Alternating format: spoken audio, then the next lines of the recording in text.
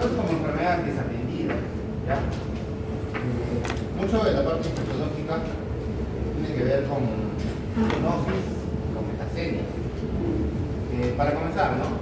Metaxemias son aquellas enfermedades transmitidas por vectores, por ejemplo, Zika, chikungunya, malaria, leishmania, chagas, etc., ¿no? Y zoonosis son aquellas enfermedades transmitidas por animales, biotiosis, cercosis, carbunco, bartonella, etc., ¿no? Entonces, estas enfermedades supuestamente son clasificadas o no muy valoradas por la mayoría. En realidad tienen mucho que ver porque pueden presentarse de muchas maneras, ¿no? Sindrómicamente pueden generar diferentes tipos de patologías. Por ejemplo, un Chagas, ¿qué puede producir? Enfermedad cardíaca, ¿no? En la cronicidad, por si acaso, puede producir cardiopatía crónica, valvulopatía, enfermedad congestiva, alteraciones también intestinales, obstrucción intestinal, y decantar un montón de situaciones posteriores. Pero ¿a qué va con ese comentario? Que muchas veces no pedimos el examen para poder ubicar una enfermedad. Por más que tengamos un cuadro sindrómico, lastimosamente no hacemos una notificación. Eso es algo que siempre yo tengo en cuenta. Y siempre les recomiendo hacer esto a los internos, residentes, ¿no? Hacer notificación de enfermedades por el cuadro sindrómico. Por ejemplo, una fasciolosis, ¿cómo podría presentarse? Es un proceso de colestasis, ¿no? Dolor en el hipocondrio derecho puede ser, hiperbilirubinemia, elevaciones fosfatasa, elevaciones GT, y sin embargo pensamos siempre que solamente es un problema quirúrgico. Se opera el paciente y aparentemente ya está. Se fue de alta y no hubo notificación de caso, no hubo investigación, etc. ¿Ya?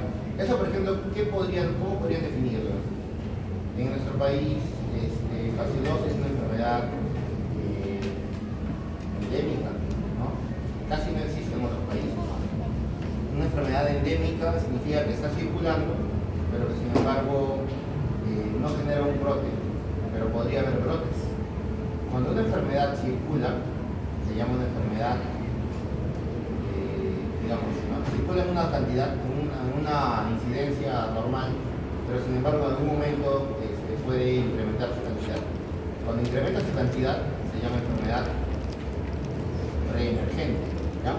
Cuando tenemos una enfermedad reemergente, vamos a hablar de que la enfermedad está ahí presente y en algún momento va a comenzar a brotar por algún episodio, ¿no? Algún factor de riesgo. ¿Ya? Es una reemergencia. Y una emergencia es cuando una enfermedad que no circulaba, que no estaba presente, comienza a aparecer. Por ejemplo, el COVID. El COVID es una enfermedad causada por un coronavirus, ¿verdad? Hay varios tipos de coronavirus. Hay coronavirus en algunos animales, mamíferos.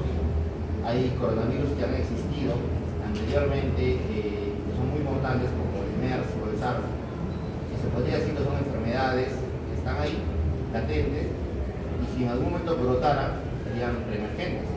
Pero el SARS-CoV-19 no existía. Comenzó a aparecer recién por transmisión de murciélagos en el año 2019. Es una enfermedad que como no existía, hoy en día se conoce como enfermedad emergente. Entonces la definición como tal es esa, ¿no? La enfermedad reemergente es aquella que tiene un estado endémico en una zona y que en cierto momento comienza a brotar, comienza a aparecer. Esa es una enfermedad reemergente. Y una enfermedad emergente es aquella que no existía, no estaba definida y comienza a aparecer. O sea, para casos del examen, lo que vamos a hacer es poner un tipo caso clínico. Voy a poner algún ejemplo de alguna enfermedad que podría o no podría estar en un ambiente, en una región, en un país, etc. Y que tiene algunos de estos criterios. Vamos a poner un ejemplo más. A ver, en el área de UCI pediátrica del Hospital Mario Delgado, no sé, en julio por ahí de 2025, encontramos Klebsiella KPC. KPC es un tipo de enzima que produce resistencia a carbapeno, ¿no? Es un tipo de carbapenemático. No había nunca en esa área. Desde en esa área, ¿cómo se consideraría? Como enfermedad emergente, ¿verdad? Que nunca estuvo. Pero sin embargo, ha estado en la UCI de adultos y eso lo tiene hace como 3, 4 años promedio. En ese momento sería emergente, pero en el momento actual tenía una cantidad que se espera, por ejemplo 2, 3 pacientes de 20 pacientes, pero si en algún momento no hace 2, 3 pacientes, sino comienzan a elevarse 5 o 10 pacientes, se llama enfermedad reemergente, ¿entienden? Porque existe, pero está comenzando a elevar su incidencia, ¿ya? Esa es la definición en sí, o sea, entienden el ejemplo y de esa forma van a hacer las preguntas en el examen. Bien, entonces, es lo que dice acá. No vamos a tocar ese microorganismo en sí, porque los microorganismos pueden ser muchísimos, pero es importante que tengamos en cuenta las poblaciones de riesgo y también las estrategias para poder atenuarlas, ¿no? Entonces, ¿qué es un factor de riesgo para generar una enfermedad emergente reemergente? Por ejemplo, personas con inmunidad disminuida. Siempre con ejemplos, ¿ah? Un paciente que está post-trasplantado, ¿no? Un oncohematológico que le hacen quimioterapia, no resulta bien la quimioterapia y después de ello le dan un trasplante de médula ósea. Y ese paciente va a hacer un tipo de inmunosupresión. Inmunosupresión al inicio neutropénica, o sea, innata. Y luego inmunosupresión celular, ¿no? Pero en la neutropenia, que es algo que no tenemos los demás, ese paciente se va a convertir en un blanco para que haga una aspergilosis hepática. Un tipo de hongo, ¿no?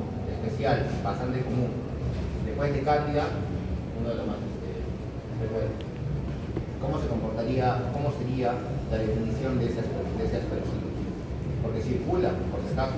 O sea, está en buena cantidad de ustedes que están respirando todos los días cerca de una construcción, cerca de un ambiente donde hay demolición, etcétera, pueden tener aspergilosis, pero sin embargo no hacen enfermedad.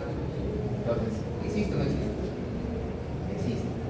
Y cuando ustedes tengan la condición de inmunosupresión neutropénica, esta aspergilosis se convierte en una enfermedad reemergente, ¿no? Si tuviéramos una sala en hematología donde hay un montón de pacientes hematológicos que se han hecho trasplante de médula ósea y les dan medicación o les dan quimioterapia y entran a neutropenia, la aspergilosis se convertiría en una enfermedad reemergente, ¿ya? Esa es la idea, o sea, quiero que entiendan más o menos la definición, ¿ya? Pero ahora, veamos lentamente las condiciones. Un paciente anciano en un estado de hacinamiento por estar en un albergue, pacientes institucionalizados, ¿no? Pacientes reos, presos, niños en guardería, pacientes con deficiencia de la calidad de cobertura del suministro de agua, es un ejemplo nada más, ¿no? Pero no solamente eso, la desnutrición, la falta de apoyo social, por decir, el abandono social por los padres, los pacientes inmigrantes, etc. Todos estos condicionantes van a hacer que los pacientes tengan factores de riesgo para poder hacer enfermedades. Y esas enfermedades, obviamente, tenemos que buscarlas dependiendo del tipo de factor de riesgo. Por ejemplo, me pongo a pensar en leptospirosis. Ahorita tenemos un brote de leptospira en el norte del país. ¿A qué se debe la leptospirosis? ¿Alguien podría decirlo? ¿Alguien sabe cómo se contagia?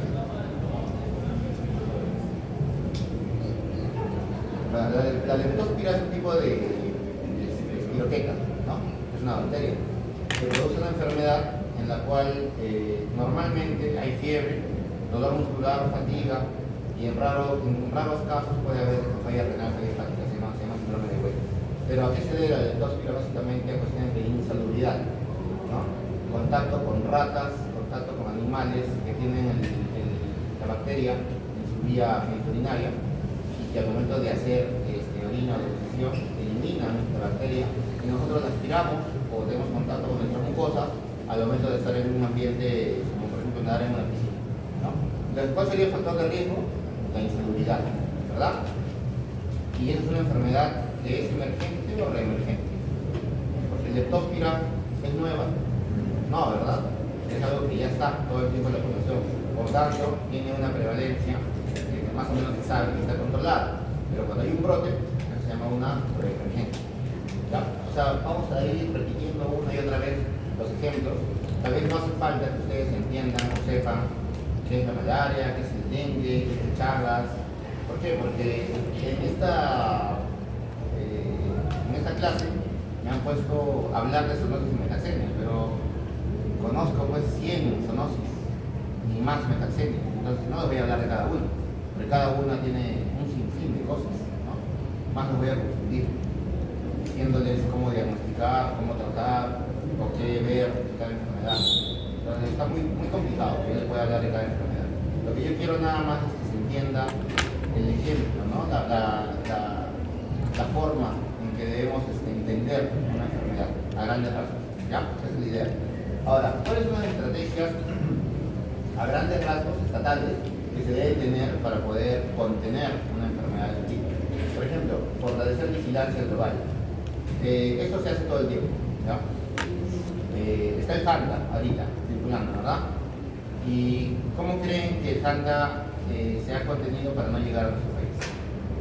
No es porque la enfermedad no quiera circular, sin embargo, es un virus que se transmite hoy en día por esta cepa antes, por vía respiratoria, ¿no? Por microgotas o por vía aérea, o sea, puede estar aerosolizado y lo podrían contraer. Si entra una persona con este virus, ahorita todos son susceptibles para contraerlo. Hay que ver el R0. El R0 es un indicador de contagiosidad. Entonces, para que no ocurra esto, se aísla a los pacientes. Y eso justamente es una estrategia de vigilancia, de control. Digamos que alguien tuviera un síntoma respiratorio agudo y ha estado en contacto con los pacientes que han estado en ese barco que salió de Chile, creo, de Argentina, y fue para Europa, ¿no? Entonces se capta a la persona y se capta a todos los que están alrededor para poder evitar que ellos tengan contacto con otras personas. O sea, ven el periodo de incubación. Y mientras ese periodo de incubación, que es más o menos conocido, pueden ser 7, 10 días, no hacen ninguna sintomatología, recién se libera el paciente, con pruebas moleculares, con pruebas serológicas y todo lo demás, ¿no? Eso significa fortalecer estrategias de cerco epidemiológico o de vigilancia para que la enfermedad no pueda escapar. Eso pasa con el COVID, pasa con la influenza, pasa con este virus que no esperábamos, pero que sin embargo está circulando. O sea, esa es una estrategia a grandes rasgos, ¿no? ¿Qué otra más? Fortalecer infraestructura. Bueno, hablando de infraestructura, por ejemplo, un hospital, como lo que pasó en el COVID, en el 2019. Esto depende obviamente de una cabeza, ¿no? Hay ciertas personas, epidemiología, infectología, dirección, jefaturas, que se encargan de establecer lo que se va a hacer en un hospital cuando aparece un brote, ¿no? Por ejemplo, en el caso del COVID, ¿qué se debería haber hecho? Se debería haber colocado oxígeno desde el inicio, ¿no? Que no había, solamente había en balones. Se debería haber generado áreas que no había, se colocó después. Se debería haber comprado insumos, se debería haber contratado personal. Eso significa hacer esta movilización de infraestructura, son estrategias, ¿no? Si tuviéramos,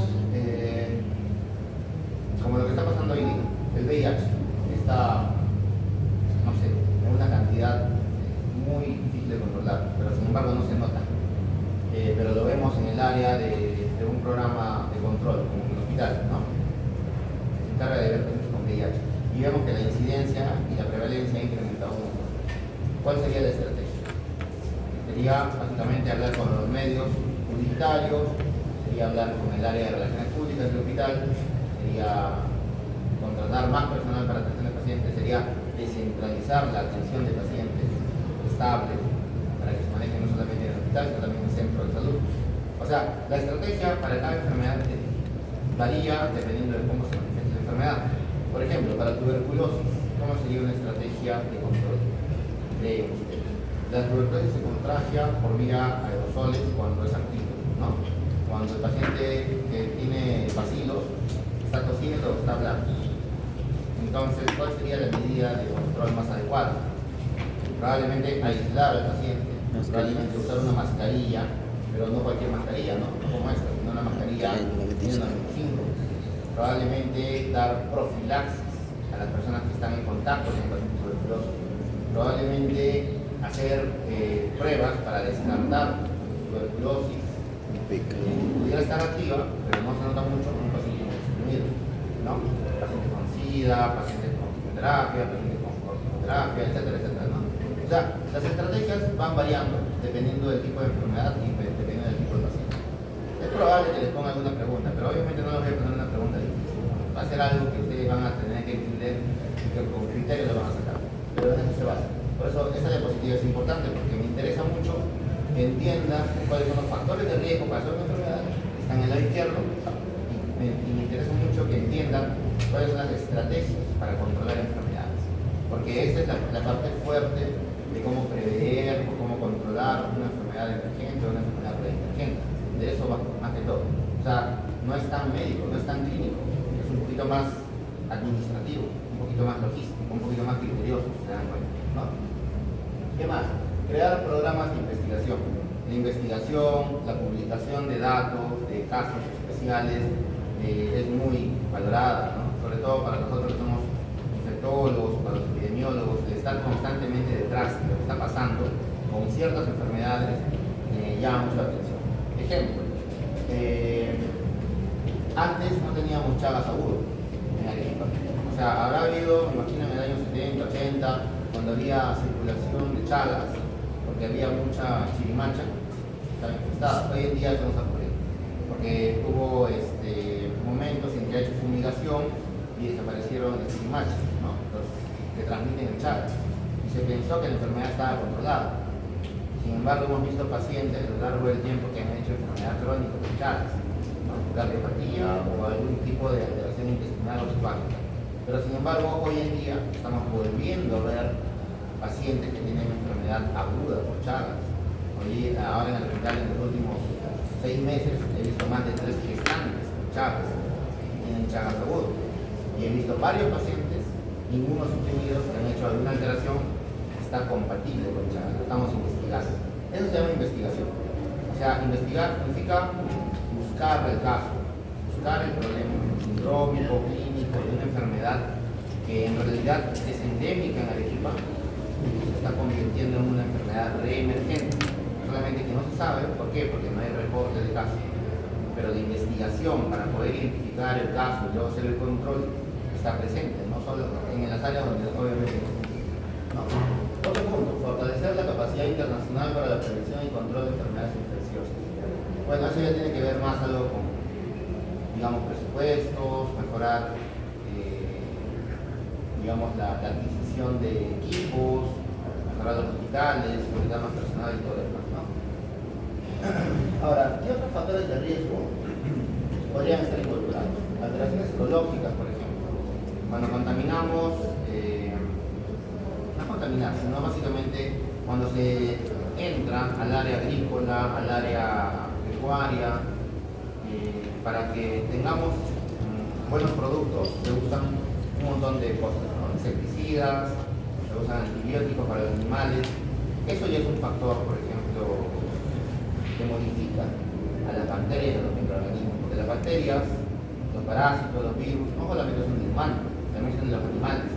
Cuando nosotros consumimos un animal que está modificado por antibióticos, vamos a adquirir, al comerlo, seguramente estos microorganismos, pero ya tienen un patrón de resistencia.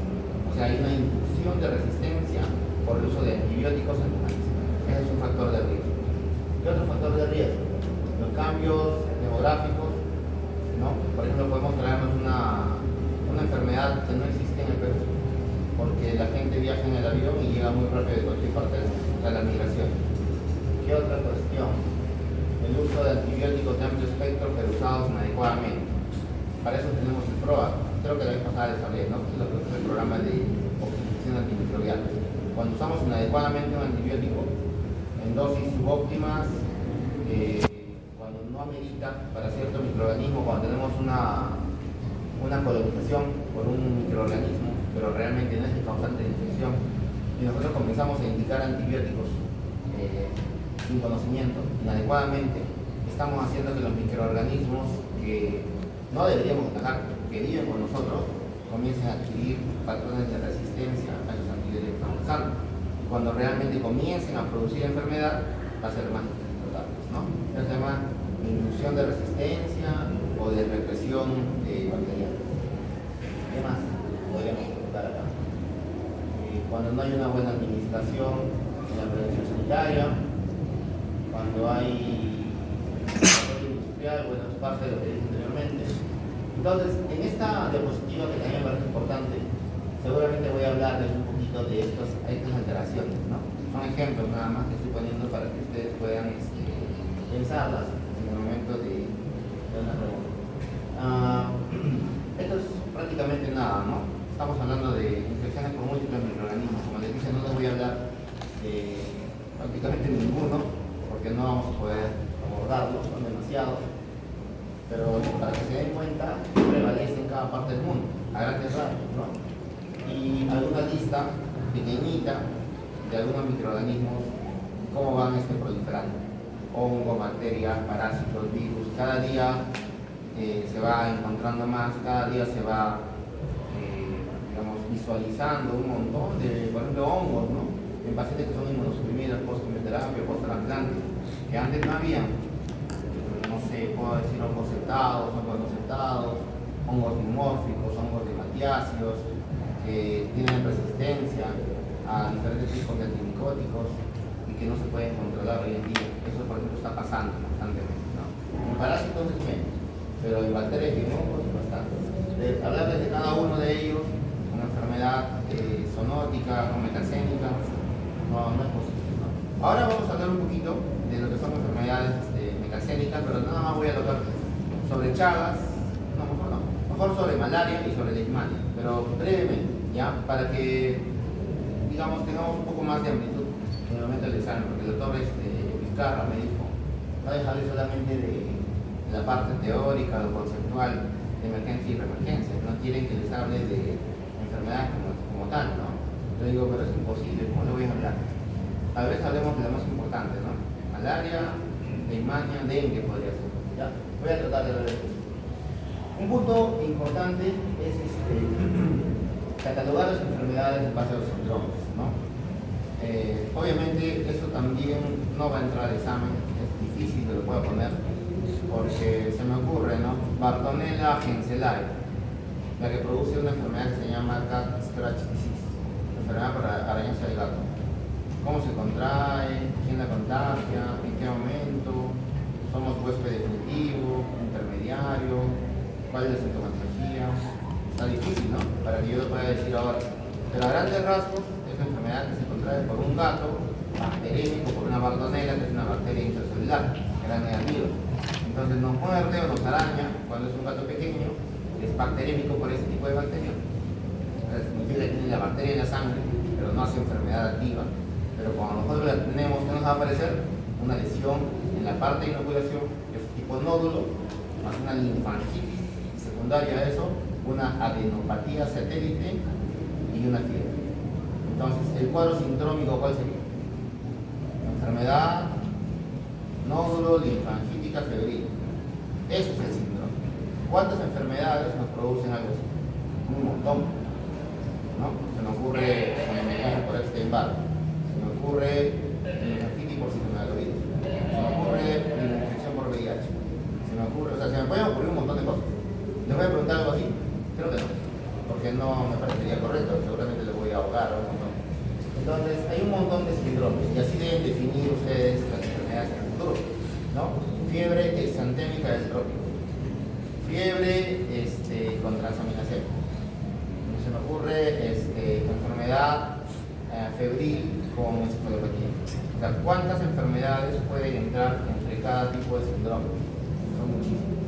Entonces, eso me parece un poquito descabellado para preguntarle, pero me interesa que entiendan, aprendan para el futuro que cada enfermedad tiene varios, o tiene un tipo de presentación sindrómica, inclusive puede variar, ¿no? Puede ser una presentación sindrómica en su agudez, puede ser otro tipo de presentación sindrómica en su cronicidad. Y según ello, conociendo la enfermedad, nosotros podemos pensar en una teoría de diagnóstico, ¿ya? Pero no va a entrar eso. Esta es una foto de monkeypox solamente para que tengan en cuenta que eso lo vimos con enfermedad. ¿Qué sería el monkeypox? ¿Emergente o reemergente? ¿Han visto monkeypox algún día? Nunca, ¿no? Pero hace 2 años, cuando, bueno, con los grupos que me tocó rotar, vieron monkeypox en su peor forma. En su peor forma. O sea, hemos visto pacientes que se han muerto por monkeypox, pacientes con SIDA, en estadio muy avanzado, ¿no? Que tienen contacto HSH, o sea, hombres que tienen sexo con hombres, que hacen lesiones genitales mórbidas, que son básicamente como un nódulo, pero que tiene una umbilicación necrotizante, ¿no? Y que luego puede avanzar y puede producir enfermedad invasiva, porque no hay defensas, ¿no? Esa es la forma de presentación del monkeypox. Y al final el paciente hace pues tipo de gangrena de Fournier o hace algún tipo de peritonitis cercana al lugar de liberación de la enfermedad. ¿Cuál sería la definición sindrómica de un monkeypox? Sería una lesión nodular, macular, probablemente en el contexto de un paciente inmunosuprimido severo y que tiene riesgo de invasividad, ¿no? Ese sería el cuadro sindrómico, ¿no? Entonces lo pongo solamente para que tengan en cuenta que es una enfermedad que no existía. ¿Qué es lo que existía? La viruela.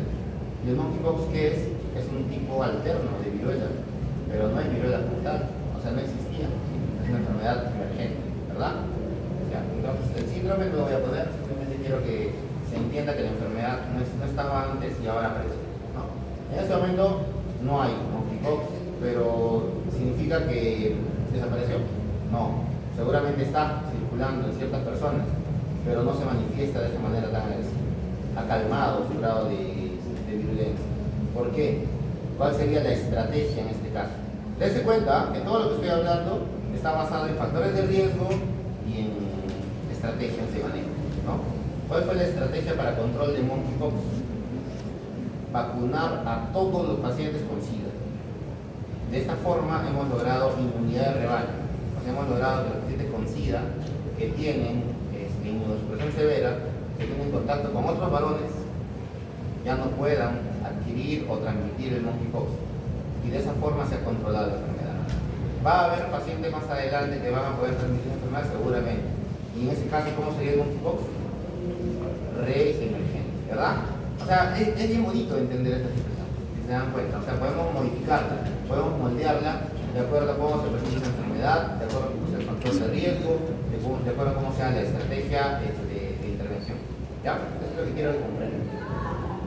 Acá, yo sé que esto puede parecer un poquito nervioso, fastidioso. Yo sé que a la mayoría de médicos no les gusta la parte, no sé, logística, administrativa, epidemiológica, pero en realidad esta es la manera correcta de controlar la enfermedad.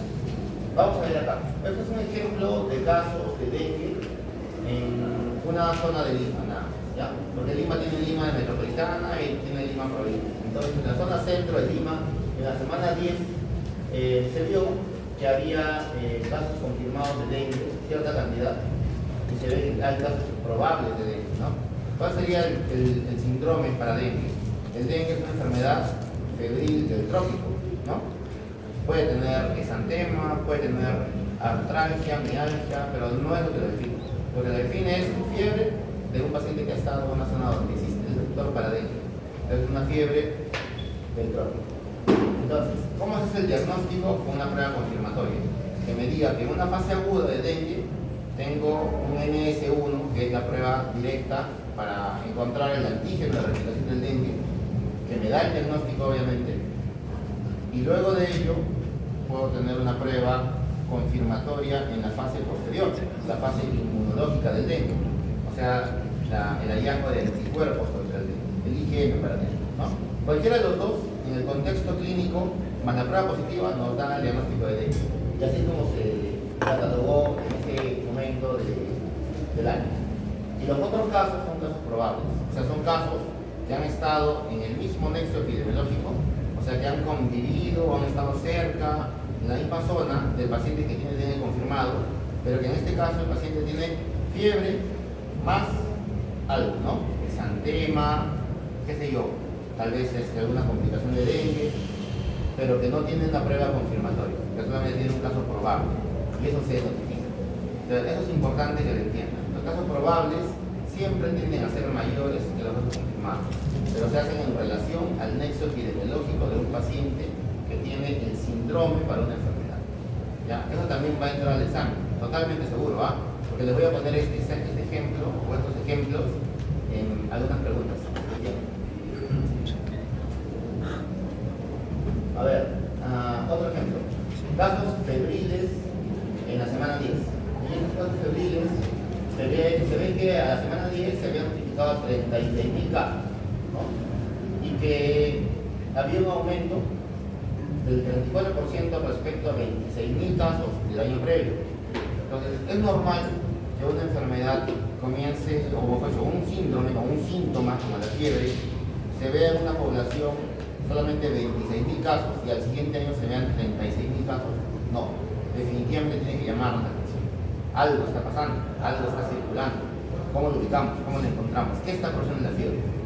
No sé, una bacteria, un virus, un proceso respiratorio, un proceso diarreico, ¿qué lo está produciendo? Y eso es en esa zona nada más. Entonces se estudia la fiebre y se ve que la incidencia es más alta en personas que están entre los 1 a 4 años, o sea, niños, y las otras edades no son tampoco tan notorias, pero se ve que hay también entre personas entre 20 y 59 años, ¿no? O sea, personas que están en edad fértil y personas que son niños pequeños. Entonces, eso me va descartando cosas. ¿Por qué? Yo me pongo a pensar, esa fiebre será por, cáncer, que agarre niños y que agarre adultos. Difícil, ¿no? Esa fiebre será por VIH, que agarre niños. Difícil, ¿no? Esa fiebre será por procesos respiratorios. Puede ser, ¿no? O sea, ya me va dando una idea de qué puede esperar. Entonces, se sigue haciendo la investigación y se ve que los reportes de algunas enfermedades son desatendidas, enfermedades que supuestamente deben controlarse con vacunas, como la leptospirina, que es causada por una bacteria, igual un bacilo gram negativo, se llama Bordetella pertussis, comienza a brotar, comienza a aparecer. Y en los años previos su incidencia estaba muy baja, pero para el 2026 solamente en la semana 10 se ven 90 casos, muchísimo más de lo que se vio en todo el 2025, ¿no? Y es una enfermedad que, ¿cuál sería el cuadro sindrómico de una Bordetella pertussis? Saben que es la tos deltoide, ¿verdad? Entonces es fiebre más tos espasmódica o disneyizante, ¿no?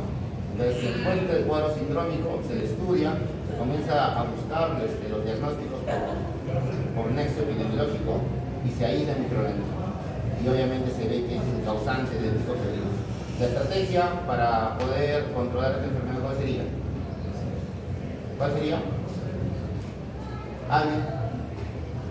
Si alguien responde, cuando rota conmigo le puedo poner un punto de masa.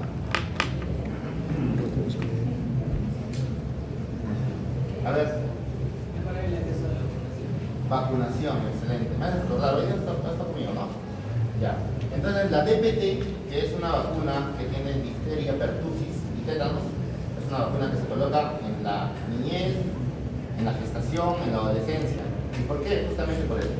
Porque tenemos mucho riesgo de hacer esta enfermedad tan severa que es fácilmente controlable. Entonces la estrategia de control sanitario sería vacunación, inmunidad de rebaño. Eso es lo que no ha pasado acá. ¿Por qué ocurrió la pertussis en este año en nuestro país? Porque la gente se olvidó de vacunar a sus niños, ¿no? Porque después del COVID hubo un montón de campañas antivacunas y eso generó que esta enfermedad comenzara a brotar. Así como el sarampión, como la rubiola, como la parotilitis, etcétera, etcétera, ¿no?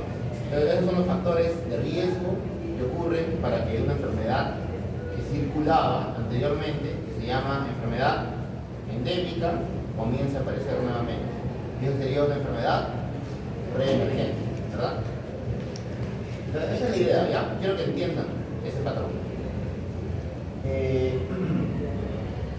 Esto es para ver, esto es para complicar un poquito la vida, para que, no lo voy a poner en el examen, para nada, ¿no?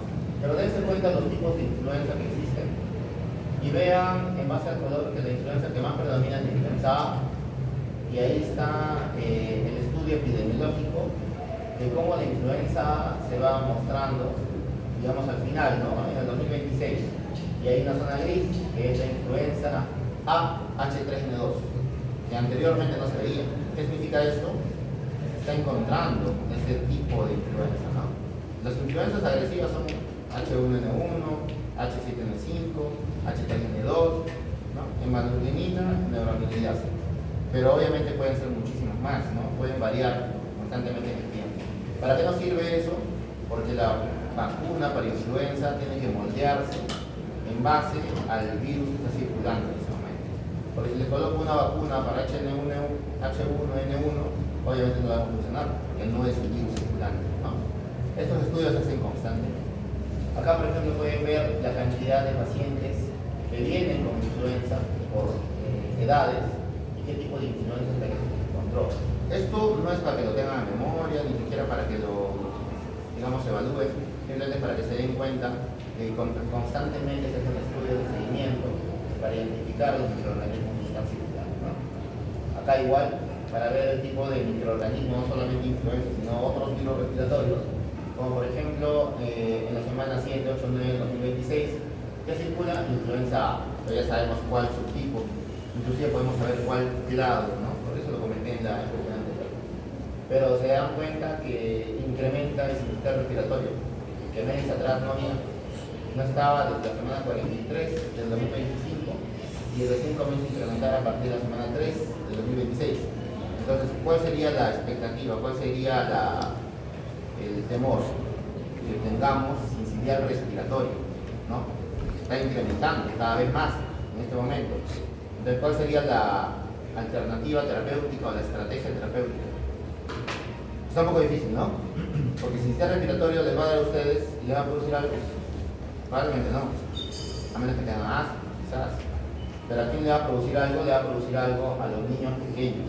Entonces, la estrategia sanitaria sería vacunación a las gestantes para proteger a sus pequeños.